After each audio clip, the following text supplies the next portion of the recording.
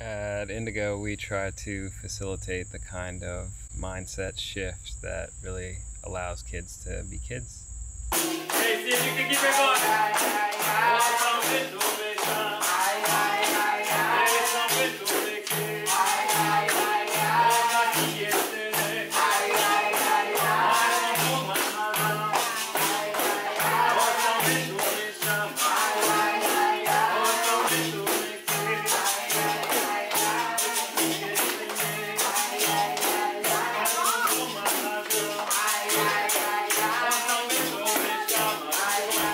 So we know that kids like to move, they need to be seen, they need to be heard, they like to play, they like to know that they're safe and supported.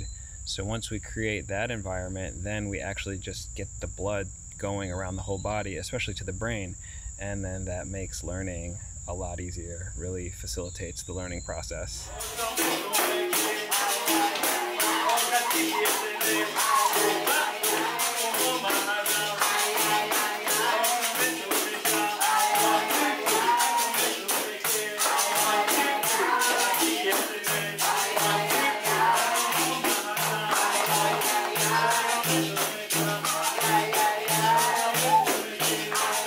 So what you're witnessing here is a series of snapshots from our workshops at Harlem Park, featuring the music teacher as we taught an integrative lesson about the oldest instruments in the world. Well, some of it is they both got strings. Hey, oh, how many strings on this one? One? So which one do you think was invented first? That one. This one is much, much older. This one is much older. Number one being our bodies, and then leading into the berimbau, which is the central instrument in Capoeira Angola, which is an African-Brazilian liberationist martial art. So as the kids explored music and history and dance and movement and math, they were able to get into the mindset of not only cohesion as a group so that we could complete our other project that we feature in the other video with Emmanuel Jackson covering Oh Baltimore with the kids, but we also got them into a place where they could get in touch with themselves and develop their ideas for their individual projects. Our first thing is a tiger. If you like tigers, then do a mighty roar. Roar! But the students who were in 3rd grade last year, who loved the program, are going to be in 4th grade. And like Mr. E did, he took the verse, he took the chorus, and he created his own verses that tell his story, right? So that's what they did a lot, is they told the whole history of their people. They told the history of the world, and they passed it down from generation to generation to their songs, right? So this is a very, very, very old instrument. And here are, what was the first instrument though? This is a trick question. What was the first instrument? Here's a clue. We were already using it today. All of you already used it. Go ahead, Dylan. A voice? Yes. Oh. I think doing something like a little bit different is fun, right? Like you can tell someone that relationships are important, but I think like the actual practice of like investing in that and like ways to do that and like doing it with other people too, I think is special. But how do they tell their stories? Go ahead, Dylan. What do you think? How did Mr. E share his story, Dylan? Or Dylan, go ahead. Huh? By music. By music. That's right. Go ahead, Jalen. And by heart, because Okay, he sang good. about his life. Yes. I think what was really fun was that like the kids got to talk about like what they liked, right? So like sometimes I'm like, how do I make this like engaging? Like how do I make this fun for them? And like that's like so like me-centered, but then I think when they get to like work on their own projects, it's like more them-centered, which like I know what they like, and like I can know what like really engages them. But like when they do it, like that's like amazing. Like I love doing things that like I choose to do, and it makes you like want to do it. So our workshops are designed to get the genius that is within every child to manifest outwardly. Like tigers and lions, and I like to make things. And we're out in nature, so Why don't I just do a nature project? And so we kind of facilitate this mindset shift within both the kids and the adults that allow the kids to be kids and then allow the kids themselves to shine their own unique light and their own unique gifts and talents and passions and interests. I'm growing my own garden. I'm having vegetables and flowers. Only reason I wanted to do it because ever since I was little, I always wanted to have my own garden. My project is to make like school uniform shirts for like my class and the third graders. And it's important to me because I just like seeing people happy. I like the uniform. So the fourth graders like all saw what everyone was doing. So Daishiera got to bring hers home, and then Dylan like joined the green team out of it, and like yeah, so he's gonna like continue doing that, and then hopefully like finish his project when we get back. But he's gonna be in 5th grade. But yeah, well, we actually brought him to camp this summer, and so he was picking strawberries. He was learning all the herbs. I made several trips to the farm with him. Yeah. Where we were eating like edible plants in the forest. So he got like a whole. He loved it. Crash course, yeah. So the way that we make both reimagined time and personalized learning a reality through our workshops is not only by combining academic and resource teachers and time together so that the kids are working on a cohesive project generated from within themselves that they create through this self-reflective process, but we also give them the freedom to balance their work time and their play time. So you have to find the balance between what? Playtime. Yes. Outside, and we may have kids playing football, and then we remind them that, hey, it's, you know, project time out here as well. And the reason why we allow them to play football and to get that out is because that's what kids want to do. So if they're not in the physiological state and in the emotional state for them to be intrinsically motivated to do anything, then we're just fighting with the kids instead of going with their natural desires and natural motivations. And then football leads into conversations about social justice, and you know, whatever it is that they're into leads into the natural connections to their academic, social, emotional, and artistic development. You can talk about like personalized learning, you can talk about like learning loss, but like who really knows what that means? It sounds really good to say like, okay, like students have all this learning loss, so like let's make things really personalized for them. So like this summer I worked in Nashville, Tennessee, and like we created things for like Metro Nashville Public Schools. So like I got that experience with personalized learning, and then unbeknownst to me, like we are doing personalized learning, right?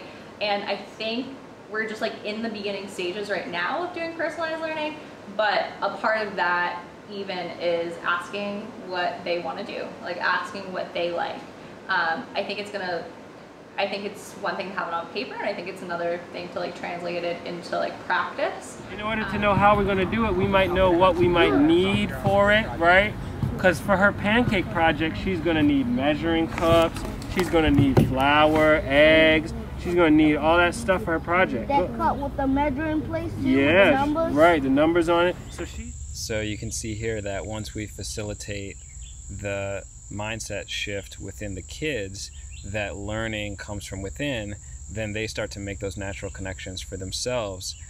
So you see here that he understands that pancakes equal fractions, and they start to connect everything from their resource classes, their academic classes, their own interests, their own passions, their own artistic talents, and they connect all of that through their project. And then with each group, we also facilitate a group project. And I want to tell you that you kids out here, you grown-ups, you can do anything in nature. Try to make something out of it and have fun, because to a kid or a grown-up, everything is possible. So make that happen. I just think sometimes like when we're teaching, like it's all of these things are so important, right? So like we're teaching math, and we're teaching like number sense, we're teaching them how to multiply and divide, and that is like so important, but sometimes I get like pigeonholed into that, and it's really hard to like engage students who like are really great at it, but also sometimes like don't feel great about school like in general, because like they haven't had a good experience in it, but they they're just like nervous. They're just like nervous to try their best sometimes. And So by generating our group project ideas as well as the kids' individual project ideas through this self-reflective, healing-centered group and individual process, then the kids can really get into the physiological state where they're naturally ready to learn. So what does that really look like? Well, we start with a nice warm-up. Faster 2. Faster 1. What's half of 1? 0. What's half of 1? What's half of 1? 1/2. 1/2. Even the clapping thing that you did this morning, it's like, oh, like I can fully I can fully use this model to like explain to someone in a way that they're gonna understand that, like, which one's bigger? Is it gonna be 1/2 or is it gonna be like 1/4? You know, and like why? It's like, oh, well, those were like way closer together. Ask the kids, what's half of 1? There we go. That's a half note. Yes. And quarters when you're ready. Quarters when you're ready. 1, 2, 3. Oh, don't speed up. 2, 3. Keep the rhythm. 1, 2, 3, 4. 1, 2, 3, 4. Then 8 notes when you're ready. 1 and 2 and 3 and 4 and 1 and 2 and 3 and there we go. Deep breath out. Make an energy ball. Deep breath in. Deep breath out. Move your ankles. And your knees, please. Move your hips. Do some sponge bobs. Bring it around. There's a sponge. Deep breath in. Give yourself a hug. Stretch your back out. Deep breath in. And give yourself another hug. Other way. Other hand under.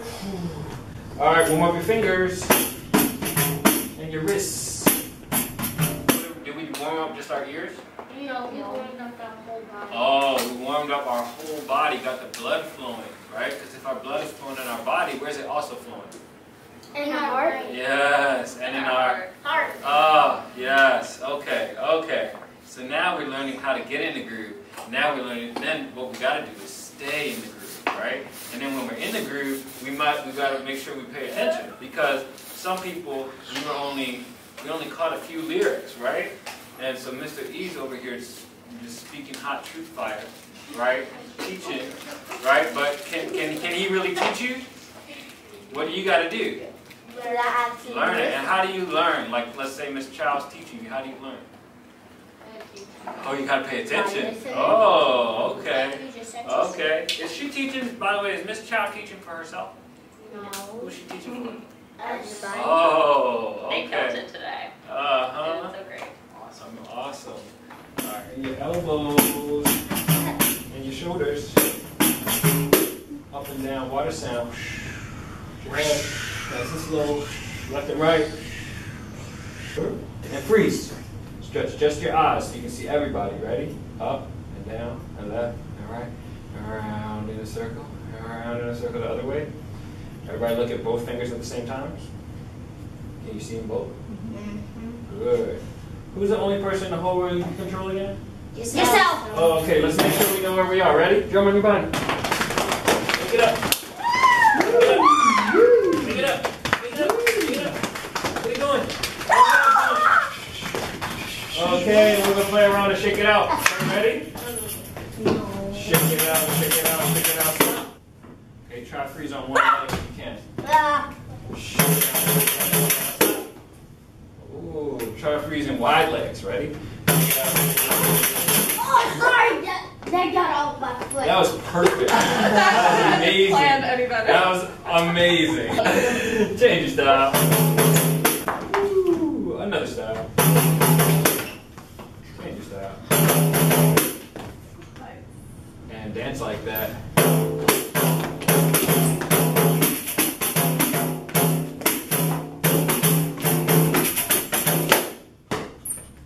We feeling the groove now? We in the groove? Yeah. Try to feel the flow. Feel some kind of, yes. Flow. The flow. Okay, there we go. There we go. All right, let's see if we're feeling it now. Ready? Yeah, also just like being like myself with them was fun too. I feel like being a teacher is like super hard, especially when you have like so many kids in a class. but just like getting to know them as people is great. Once we kind of meet those basic physical needs, then we help with the group dynamics by playing games that help kids represent themselves by calling each other by their names, knowing each other's names, and representing themselves as individuals and as a group. Yeah. Boom, boom, Coach G. Dylan. Dylan. Boom, boom. Oh, Sienna. Dylan. Boom, boom. Dylan. Boom, boom. Sincere. Sincere. Dylan. Boom, boom. Dylan. Boom, boom. Jaden. Oh, boom, boom. Jaden. Boom, boom. Jada. Oh, boom, boom. Jada. Give yourself some good vibes all around. Give it to yourself. Give it to yourself. All right, give it to the school. Give it to the community. Give it to Baltimore. Give it to the world. All right. Okay. Doing good stuff. Raise your hand if you feel a little bit different. Get in the groove a little bit. Feeling it a little bit. Right. Right. So that's changing your energy. Jalen, when you walked in, you had a whole different expression on your face. But now, see, you shifted. What does that tell you about your power? Go ahead. That our power is more than we ever knew could be to change how we feel mentally and physically. I was walking around taking deep breaths. Oh, you said what? Can you show us how you did that? Oh, and so who's the only person you can control? Yourself. And can anybody teach you anything? No. What do you have to do? You have to teach yourself. You gotta learn it for yourself. You gotta teach yourself. So the teachers are here to teach you how to teach yourself, right? Teach you how to teach yourself, and teach you how to learn, right? Ideally be involved with the kids continuing their own self-discovery, using the outdoor learning space, finding what really inspires and lights them up, and then using that to connect to what they want to learn, how they want to learn it, and then therefore how we can reach them by teaching.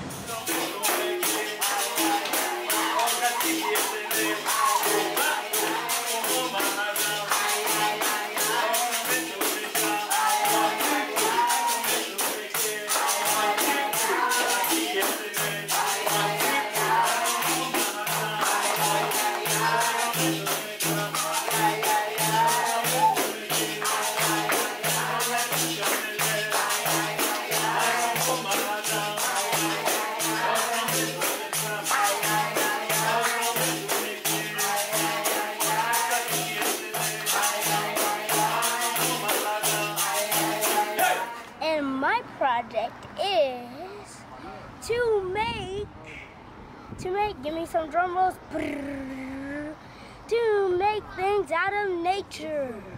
Our first thing is a tiger. If you like tigers, then do a mighty roar. Roar.